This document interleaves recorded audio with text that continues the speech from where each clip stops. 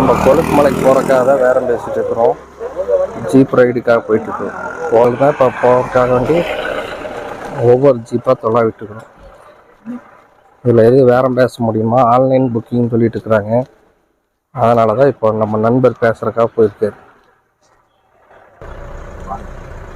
இப்போ வண்டி எடுத்துருக்கீங்களா?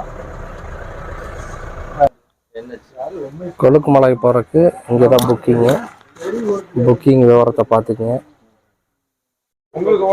அப்படியே வந்தீங்கன்னா நம்ம அண்ணன் இருப்பார்.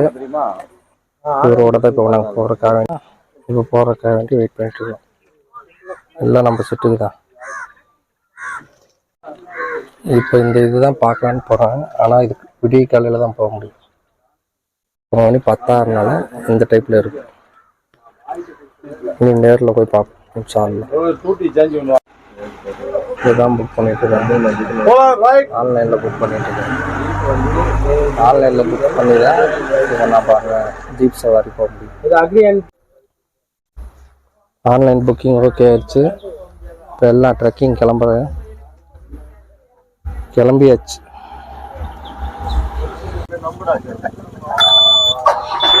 இங்கே பாடுறா டேய், கொழுக்குமலை ரைடு இதுதான். ரோடு இந்த மாதிரி தான் இருக்கும். அதனால தான் ஜீப் மூலியமாக போயிட்டு இருக்கோம். காரோ பைக்கோ இதெல்லாம் ஏற்றுறது ரொம்ப சிரமம்.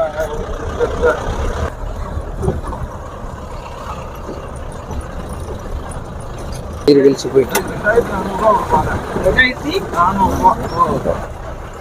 வழித்தடம்லாம் இந்த அளவுக்கு இருக்கிறதுனால தான் ஜீப்பில் போயிட்டு இருக்கோம். இந்த ஜீப் டிரைவிங்க்கு வந்து 3500 ரூபா. ஆன்லைனில் புக் பண்ணி தான் போக முடியும்.